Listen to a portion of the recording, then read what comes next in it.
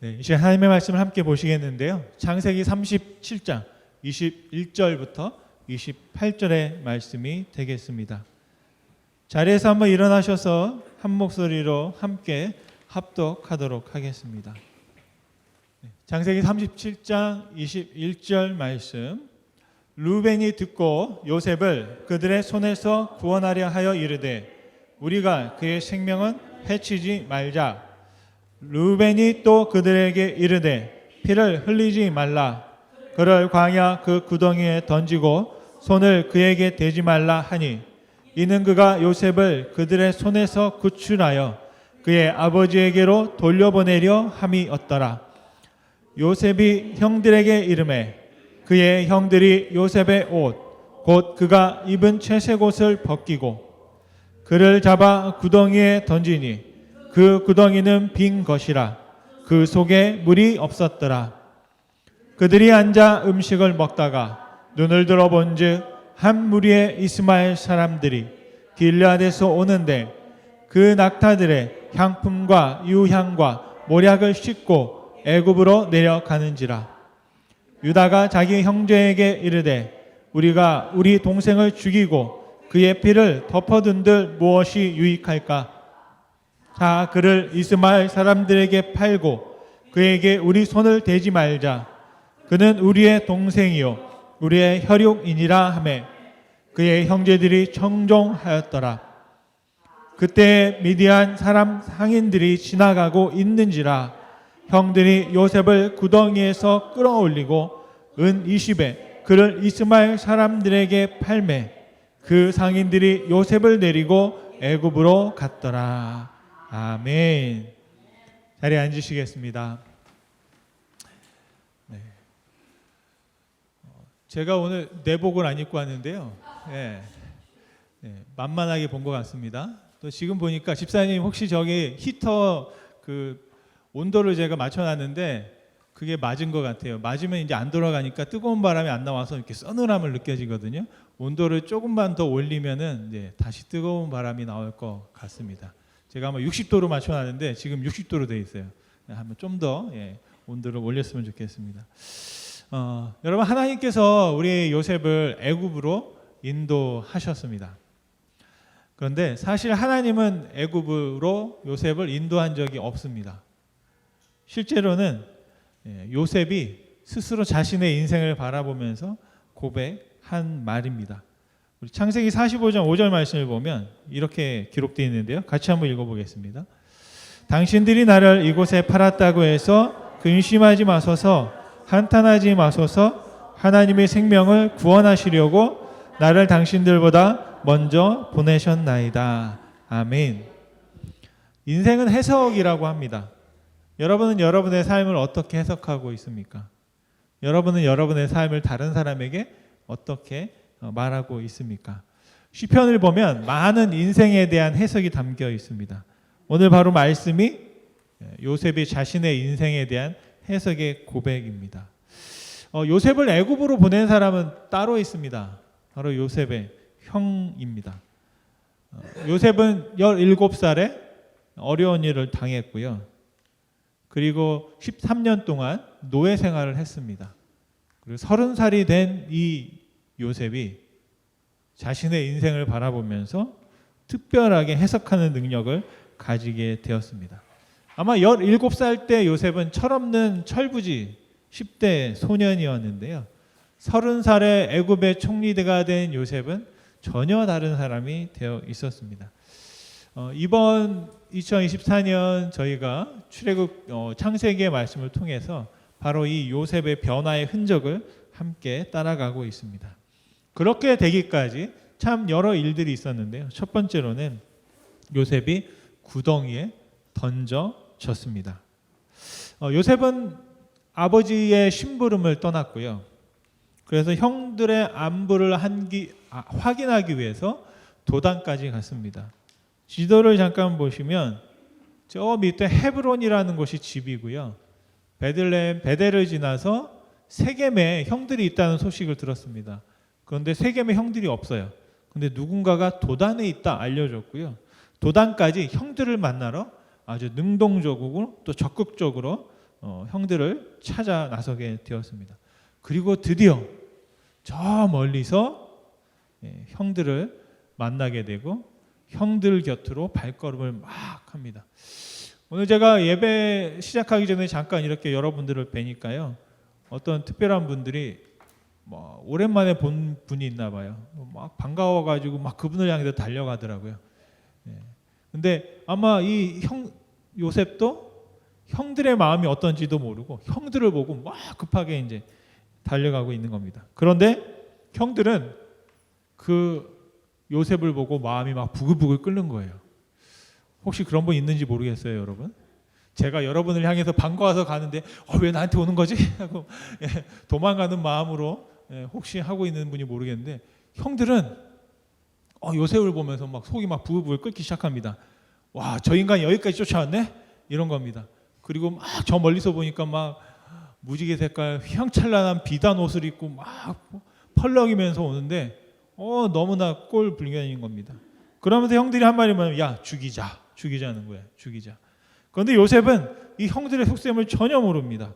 그러면서 땀을 막 닦으면서 형들에게 가고 있습니다. 바로 이 장면이 뭐냐면요, 요셉이 자기가 자기의 뜻대로 능동적으로 했던 마지막 일입니다. 그리고 결국에는 형들에게 붙잡혀가지고요 13년 동안 노예 생활을 하게 됐습니다. 하나님은 형제들에게 아주 미움받고 서름당하고 버림당하고 죽임당한, 어떻게 보면 참 보잘것없는 10대 소년이었던 이 요셉을 통해서 민족의 구원의 드라마를 써가기 시작하십니다.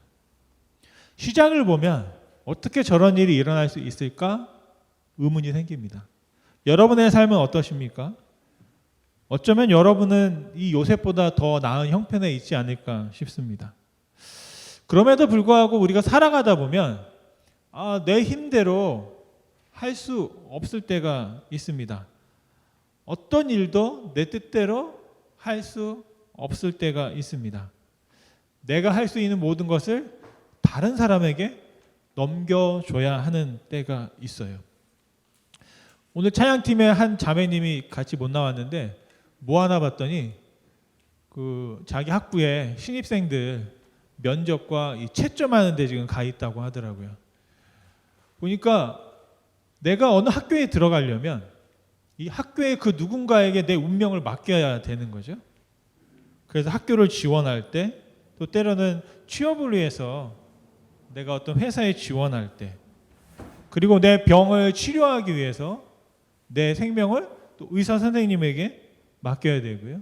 또 내가 재판을 당한다면, 고소 고발이 당했다면 재판할 때 판사에게 내 운명을 맡겨야 될 때가 있습니다. 요즘에 보니까요, 우리 유학생들 또 특별히 그 학생 비자로 왔다가 이제 전문직 취업 비자를 받아서 미국에서 계속 일을 하고자 하는 우리 청년들이 많이 있는데요. 이게 굉장히 좀 어렵다고 합니다. 신규로 이 취업 비자를 받는 건 한 6만 5천 명 정도라고 하고요. 석사학위 이상 전문직 그 취업 비자가 한 2만 명 정도 그 쿼터가 정해져 있다고 그래요.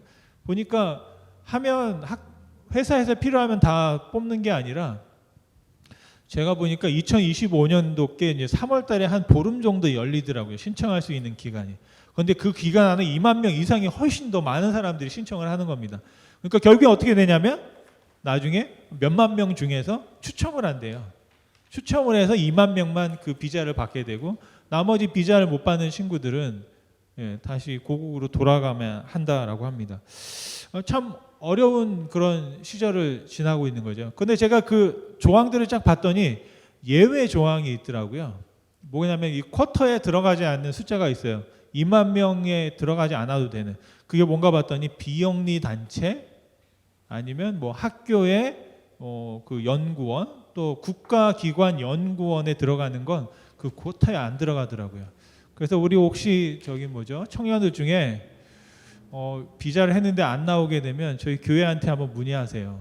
비영리 단체니까 우리가 혹시 주님의 길을 가고 싶은 분들이 있으면 제가 한번 주님의 길로 한번 우리가 한번 열심히 기도해서 인도를 해볼까 하는 그런 생각도 합니다. 무슨 말을 드리고 싶으냐면 우리가 안 된다, 어렵다라고 포기하는 거 아니고요. 또 다른 길이 있네? 이런 길도 있네? 라고 하면서 한 번씩 그 어려운 부분들을 살펴보고 좀 더 능동적으로 개척하고 준비하는 그런 지혜가 우리에게 필요할 것이다 라고 말씀드리고 싶습니다. 우리가 형통을 향해서 나아갈 때는요, 계속해서 좋은 일만 있는 게 아니거든요. 중간에 어려움과 난관이 있습니다. 그리고 때로는 세상에 나 혼자 있는 것처럼 고립되는 그런 순간이 있어요. 우리가 몸이 아플 때 참 힘든 건 뭐냐면 내 아픈 걸 다른 사람들이 몰라줄 때입니다. 특별히 가까이 있는 사람도 내가 아픈 거를 티 안 내면 모르고, 제가 어릴 때 많이 그랬거든요. 근데 우리 애들도 그렇더라고요. 저는 막 감기 걸려 힘든데 아프다는 얘기를 저희 부모님들한테 안 해요. 안 하고 그냥 끙끙 앓다가 괜히 나가면서 문을 막 차고 가고 괜히 막 엉뚱한 문에다가 막 쿵 하고 이러고 가고, 이거 뭐야? 나 지금 기분 안 좋아, 나 힘들어, 이런 거를 엉뚱한 데다 표현하는 거예요. 그러면서 저 혼자 속상해가지고, 아니 아프면 나 아파, 약 줘, 뭐 맛있는 거 줘, 이러면 됐는데 그 말을 안 하고 그냥 괜히 엉뚱한 벽을 치고 막 머리 박고 막 이랬던 적이 있는 것 같아요. 근데 여러분 혹시 아프면 아프다고 하세요. 괜히 스스로 알아주길 바라고 꿍해 있지 마시고. 특별히 남자들은 몰라요. 모르기 때문에 나 아파라고 이렇게 얼굴에 대놓고 아프니까 네가 이거 해야 돼라고 분명하게 얘기해 주지 않으면 살만한가 보다, 그렇게 생각합니다. 정말 우리가 힘들고 어려울 때가 있는데 그때 나를 이해해 주지 못하고 또 나를 보호해 줘야 될 사람들이 나를 오히려 공격하고, 바로 그런 요셉이 그런 상황 가운데 처해진 겁니다. 요셉은 늘 아버지의 보호 안에 있었거든요. 그런데 오늘 말씀해 보면 드디어 헤브론에 있는 아버지를 떠나서 도단까지 이제 세상에 첫걸음을 하게 된 겁니다. 그런데 바로 그 첫걸음이 문제가 생긴 거예요. 어떤 문제가 생겼다고요? 형들이 요셉을 죽이겠다, 그런 일들이 일어나게 된 것입니다. 그러면서 이제는 앞으로는 저쪽 가자지구를 떠나가지고 애굽으로 향하게 되는데 그 13년의 시간 동안 자기의 뜻대로 아무것도 결정할 수 없는 노예로의 삶을 살았습니다. 그런데 하나님은 바로 그런 요셉을 통해서 형통의 길로 인도하셨다라는 것입니다. 여러분, 저와 여러분이 어떤 상황이 있든지 그 상황 속에서도 하나님은 우리와 함께 하시는 줄로 믿습니다. 하나님께서 요셉에게 하셨던 방식이 있고요. 하나님은 또한 여러분들에게 여러분 나름대로에 맞는 방식을 통해서 우리를 형통으로 인도하시는 줄 믿습니다. 그래서 한번 요셉에게 하나님께서 죽음의 위기에 빠져 있는 요셉을 하나님이 어떻게 살리셨는지 한번 우리가 말씀을 통해 살펴보려고 합니다. 일단 하나님은 돕는 자를 옆에 두셨어요. 루벤인데요, 큰 형입니다. 하나님이 루벤을 통해서 요셉을 살리셨습니다. 형제들이 다 죽이자고 합니다. 그리고 형제들이 누구를 바라보냐면 루벤을 바라봅니다. 제일 큰 형이기 때문에 루벤, 너의 생각은 어떠냐라는 것이죠. 바로 본문 22절입니다. 루벤이 이렇게 말합니다. 같이 한번 읽겠습니다. 루벤이 또 그들에게 이르되 피를 흘리지 말라. 그를 광야 그 구덩이에 던지고 손을 그에게 대지 말라 하니 이는 그가 요셉을 그들의 손에서 구출하여 그의 아버지에게로 돌려보내려 함이었더라. 아멘. 루벤은 잠깐 구덩이에 숨겨놨다가 아버지 몰래 꺼내서 야 빨리 도망가, 아빠한테 가라고 하고 싶었던 거예요. 그런데 지금은 형제들이 시퍼렇게 두 눈 뜨고 보고 있기 때문에 죽이지 않고 어떻게 살릴까 하는 방법이 뭐냐면 구덩이에 집어넣는 겁니다. 이 구덩이라는 단어가요, 히브리어로 보르라고 하는데요. 오늘 이 단어를 한번 여러분 배우면 좋을 것 같아요. 이 구덩이라는 보르가 쓰여진 구약성경에 보면 한 4가지 의미가 담겨 있습니다. 첫 번째로는 진짜 구덩이예요. 구덩이. 그리고 두 번째로는 물통, 우물을 말할 때도 보르라는 단어가 쓰이고요. 세 번째로는 감옥도 보르라고 하고요. 마지막 무덤도 보르라고 하는 그런 의미를 사용되어집니다. 근데 재미있는 건 이 네 가지 의미를 이 요셉은 한 번에 다 경험하게 됩니다. 구덩이에 들어간 게 원래 쓰이는 우물이었는데 물이 없었던 구덩이였기 때문에 요셉이 살게 됐고요. 또 감옥처럼 갇혀지게 됐고 거의 죽은 거나 마찬가지죠. 그냥 그 구덩이에서 빠져나오면 그 죽음을 경험할 수 밖에 없는 그런 상황 가운데 있었습니다. 그런데 형들이 이 요셉을 구덩이에 던지기 전에 한 일이 있습니다. 요셉의 옷을 벗겨버렸어요. 채색 옷을. 그 옷이 그렇게 보기 싫었나 봐요. 한번 23절 말씀 한번 같이 한번 보겠습니다. 23절 말씀. 네. 요셉이 형들에게 이르되 그의 형들이 요셉의 옷 곧 그가 입은 채색 옷을 벗기고. 아멘. 네. 채색 옷이 뭐냐면 아버지가 특별하게 요셉에게만 딱 입혀준 그런 옷입니다. 그래서 그 옷을 보면 형들이 너무나 보기 싫었던 거예요. 제가 오늘 좀 넥타이 색깔이 좀 바뀌었거든요. 관심이 없으시구나. 우리 집사님 한 분이 제가 맨날 똑같은 넥타이만 하고 나온대요. 뻥건 거, 핑근 거. 그랬는데 이제 하도 이제 그게 꼴 보기 싫으니까 한번 다른 걸 좀 해봐라. 그래가지고 집에 있는 그 넥타이를 그냥 다 가져오셨어. 그래가지고 막 뜯지도 않고 네임택이 다 있는 거를 가격표까지 붙어 있는 걸 저한테 딱 주시더라고요. 근데 저는 약간 어떤 스타일이냐면 그 페이스북에 페이스북을 만들었던 저크버그인가요? 저크버그?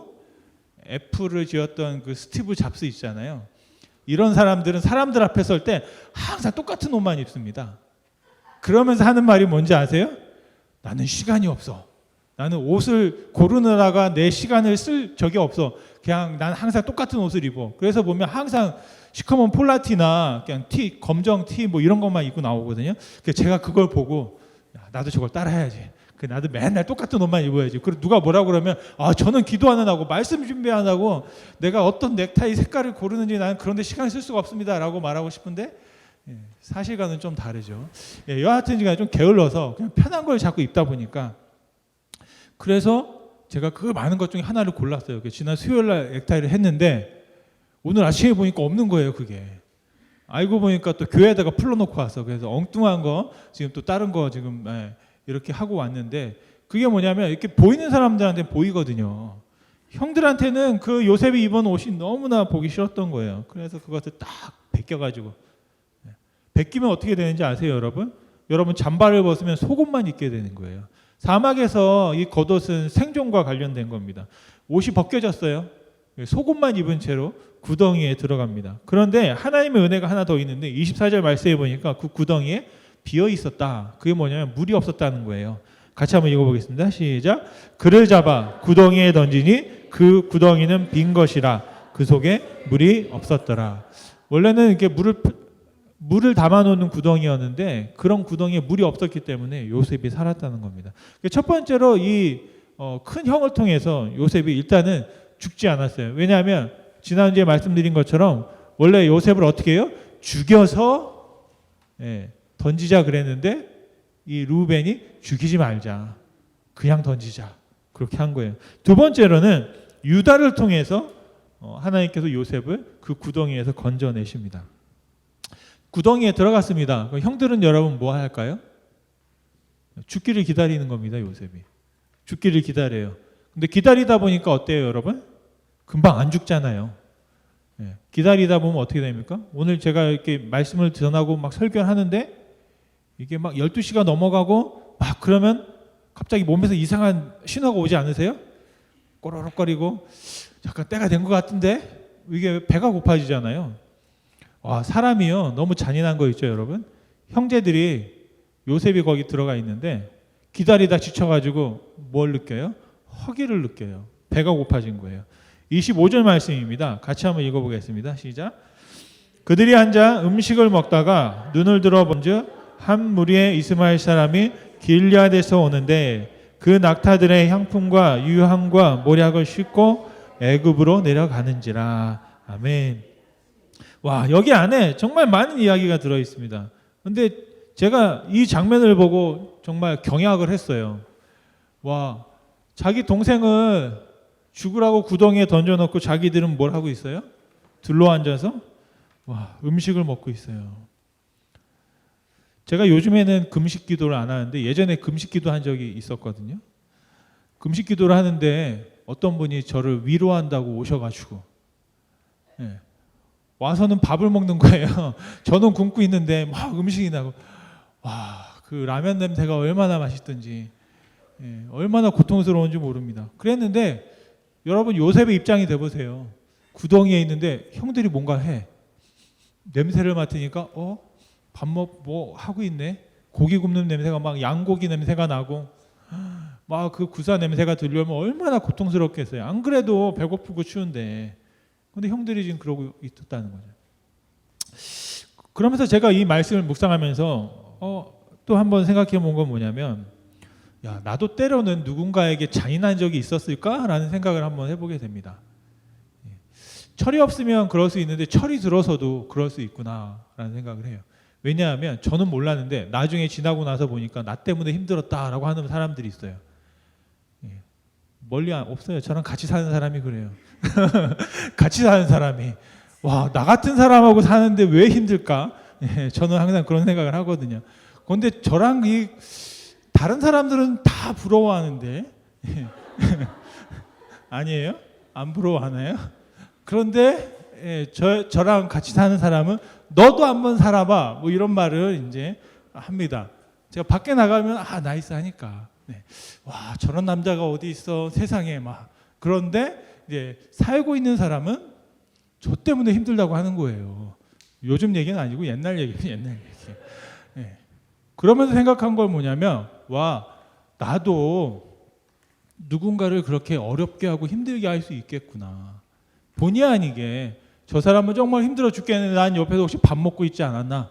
그런 생각을 한번 해보는 거예요. 그리고 특별히 교회에 오게 되면 여러분들 각오하셔야 되는 게 있어요. 처음에 여러분 오실 때는 은혜 받고 하나님의 막 사랑에 감격하고 그러는데요. 시간이 좀 지나다 보면 그 감격은 그대로인데요. 제가 보니까 감격이 줄지는 않는 것 같아요. 감사가 줄 수도 있지만 이 감사가 막 이렇게 있다 보면 뭐가 있냐면 그 반대쪽이 자꾸 커지는 게 있어요. 거슬리는 것들이 막 생기기 시작합니다. 막 거슬려요, 괜히. 그러다 보면 이제 이게 역전이 돼요. 은혜보다는 이 거슬리는 게 역전이 되면 이제 그때 우리가 하는 말이 뭐냐면 상처받는다라고, 상처받았다. 또 다른 말로 하면 시험 들었다라고 하는 말들을 해요. 그런데 여러분 생각을 해보세요. 저 때문에 시험 들었다는 게 이해가 되세요? 안 되시지 않아요? 여러분 스스로 한번 생각해 보세요. 여러분은 그렇게 생각할 거예요. 나 같은 사람 때문에 누가 시험에 들까? 시험에 들어요, 여러분. 이게 세상의 이슈거든요. 어떻게 보면 제가 잘못할 수도 있고 때로는 상대방의 입장이 또 그런 상황에 놓이게 되면 그렇게 보일 수 있게 되거든요.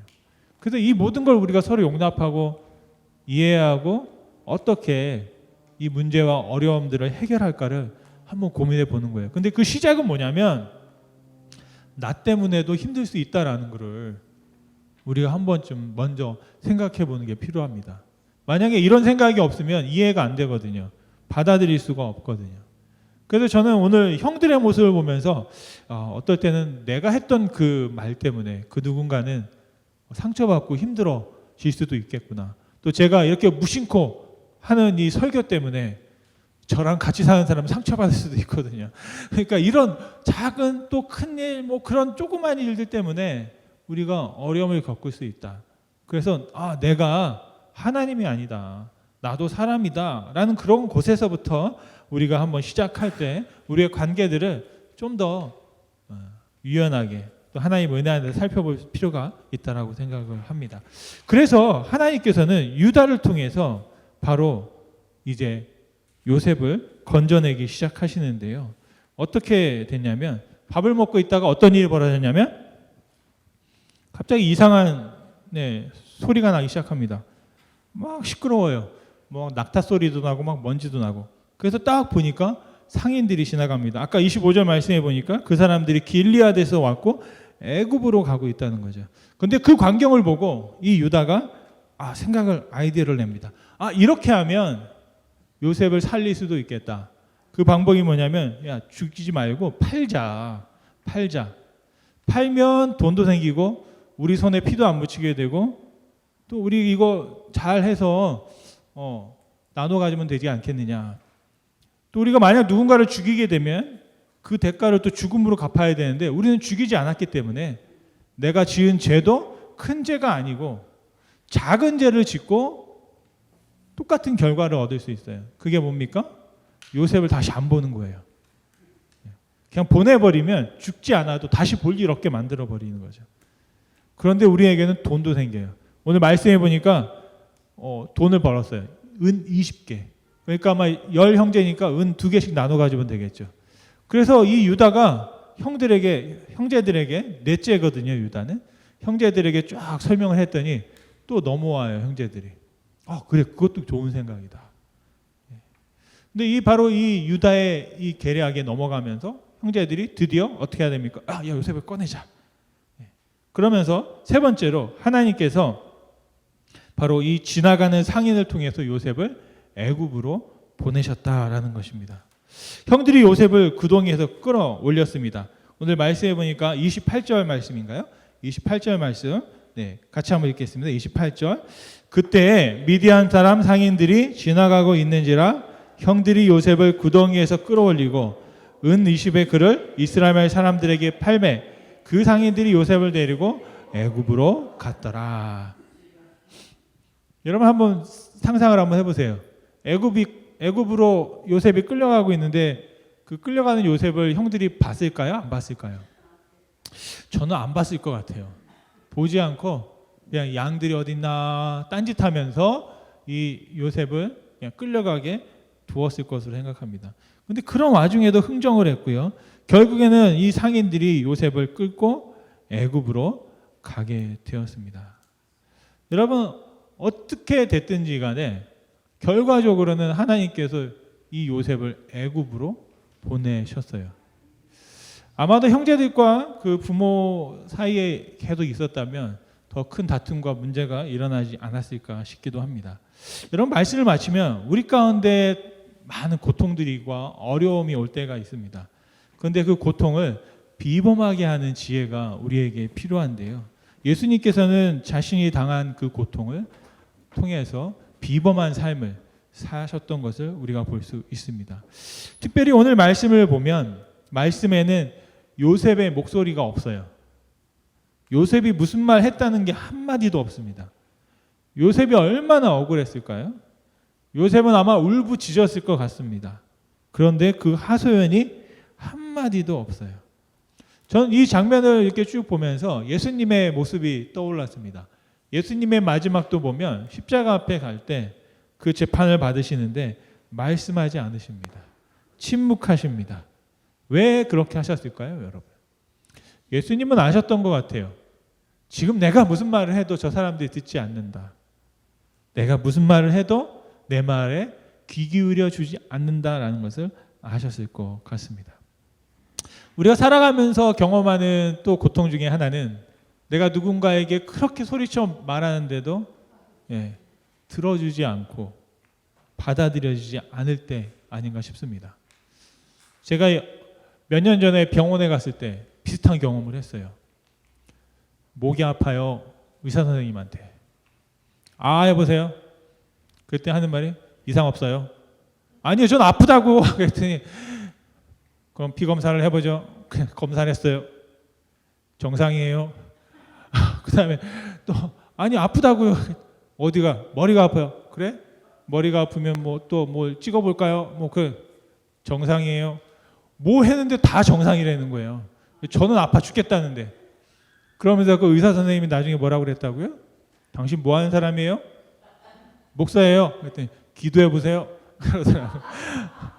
저는 그게 얼마나 상처가 됐는지 몰라요. 아니 기도해 보라고. 웬만하면 여러분 같으면 하나님 제가 잘못했습니다. 제가 기도를 안 했군요. 이래야 되는데 기도를 안 한 건 아니거든요. 했는데 정말 답답하더라고요. 저는. 왜냐하면 나는 지금 죽겠는데 목도 아프죠. 여기도 아프고 여기도 아프고 항상 막 뒷골이 땡기고 그런데 그냥 하는 말이 타이레놀을 먹어라. 그러다가 하도 안 되니까 기도를 해라 이러더라고요. 아멘. 네, 아멘. 정말 내가 어떤 막 아픔이 있는데 그 아픔을 헤아려주지 못하는 상황, 정말로 힘든 거죠. 예. 그런데 저는 그 고통 속에서 다시 한번 깨닫게 되는 게 있었습니다. 뭐냐면 우리 몸이 아프다고 할 때, 또 우리 마음이 아프다고 할 때는 분명한 이유가 있는 거거든요. 근데 그 이유를 우리가 한번 잘 들어봐야 돼요. 여러분이 아플 때는요, 여러분의 몸이 어디가 아프면 이게 뭔가 내 몸이 말하고 있는 것이다 라는 것이죠. 제가 이렇게 많은 분들을 이렇게 보다 보면 가끔 좀 위태해 보이는 분들이 계세요. 뭐냐면 저러면 안 되는데, 저러면 힘든데, 저러면 어려워지는데 라고 하는 그런 생각을 삼자 입장에서 이렇게 멀리 떨어져 있다면 보는 경우가 있거든요. 그런데 어떤 말을 못하는 거예요. 왜냐하면 말했다가는 혹시 또 상처받을까 봐, 힘들어질까 봐, 어려워질까 봐. 근데 결국에는 그런 일들이 벌어지고 고통을 겪고 또 그 고통을 통해서 배우고 또 새롭게 하고 성장하는 그런 모습들을 많이 보았습니다. 우리 김기성 목사님이 이런 말씀을 했는데요. 고통에도 여러 고통이 있는 거예요. 그냥 고통이 있고 비범한 고통이 있다. 뭐냐면 모든 고통이 다 정신의 숭고함으로 귀결되지는 않는다. 인간 정신의 숭고함은 언제나 비범한 고통을 통해 발현된다. 비범한 고통이란 어쩔 수 없이 겪을 수밖에 없는 수동적 고통이 아니라 능동적으로 선택하는 고통이다 라는 겁니다. 어차피 아플 거면 능동적으로 아프자라는 겁니다. 아마 여러분들 오늘 예배 오셨잖아요. 여러분들 예수님을 믿기로 하셨어요. 그러면 여러분들은 능동적인 고통을 감내하기로 작정한 분들입니다. 혹시 여러분 나는 복 받으려고 예수 믿는 분이 있다면 이 착각에서 좀 벗어나셔야 돼요. 복은 부수적인 거고 그 복을 받기 위한 과정 가운데 우리는 능동적으로 고통당하려고 선택한 그런 신앙에 저와 여러분들이 있어야 됩니다. 그런 자세가 있어야만 이 시간들을 견디고 지날 수 있어요. 어떤 분이 그런 말씀하셨습니다. 고통은 축복을 변장되어 있는 축복이 바로 고통이다라고 말씀하셨습니다.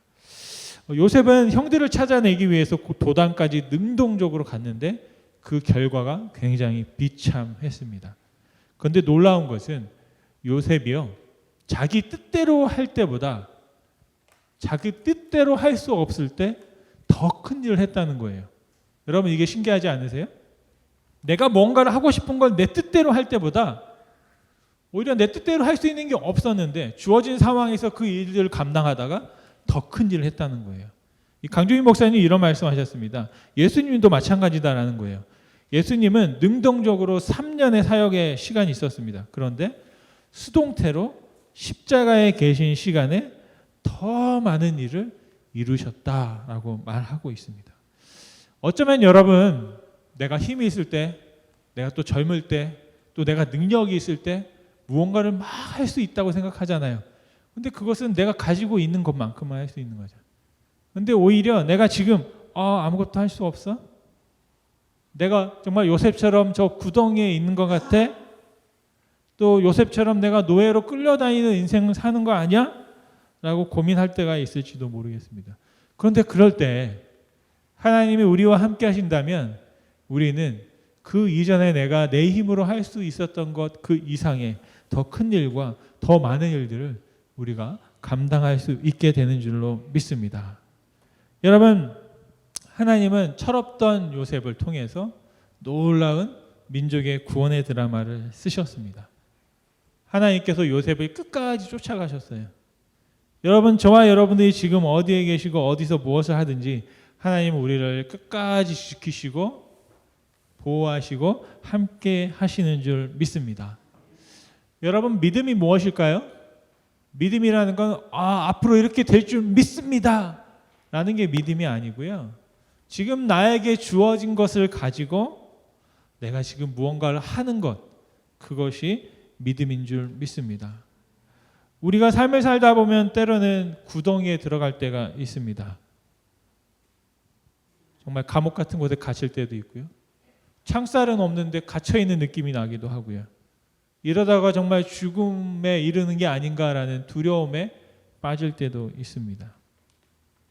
여러분, 그 어둠 속에서 어떤 분들은 더듬더듬 한 걸음 한 걸음 지금까지 걸어오셨는지도 모르겠습니다.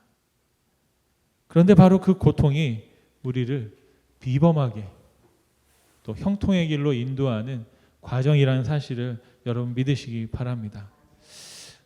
여러분, 해 뜨기 전이 가장 어둡다고 합니다. 제가 보니까 설교를 끝나기 전에 가장 조용한 것 같아요. 해 뜨기 전이 가장 어두워요. 어떤 사람들은 정말 막다른 골목이라고 생각하는 그 끝에서 하나님은 그 구덩이를 터널로 바꿔 주실 줄로 믿습니다. 우리가 어쩔 수 없이 당하는 고통이면요, 좀 더 비범하게 당할 수 있게 해달라고 하나님께 기도할 수 있으면 좋겠습니다. 하나님은 그런 요셉을 우리 르우벤을 통해서 또 그리고 그 형 유다를 통해서 그리고 상인들을 통해서 함께 하신 줄 믿습니다. 지금까지 정말로 잘 하셨던 것처럼 정말 하루하루 잘 버티면서 또 하나님께서 주신 은혜를 기억하며 찬송하며 사셨던 것처럼 정말 하나님 안에서 살아갈 수 있는 우리가 되기를 간절히 소원합니다. 지금 저희가 이제 겨울을 지나고 있잖아요. 겨울에는 할 수 있는 게 뭡니까? 잘 견디는 겁니다. 잘 견디면 곧 봄이 오게 되는 줄로 믿습니다. 오히려 우리가 잘 견디는 그 시간 속에서 한 번 더 자신의 앞과 뒤를 둘러볼 수 있는 축복이 있어요. 아마 요셉은 그 전까지는 생각하지 못했던 것을 구덩이에서 많이 생각했을 거예요. 애굽으로 끌려가는 그 과정 가운데도 많은 생각을 했을 거예요. 내가 무엇을 잘못했을까? 왜 이런 일이 벌어졌을까? 후회도 하고 화도 나고 분노도 했을 겁니다. 그러면서 그가 깨달은 것은 그럼에도 여전히 하나님은 나와 함께 하신다라는 것이었습니다. 구덩이에 던져진 요셉을 건지셔서 구원의 드라마를 쓰시는 여러분을 통해서 하나님께서 놀라운 은혜와 구원의 드라마를 써갈 수 있기를 간절히 축원드립니다.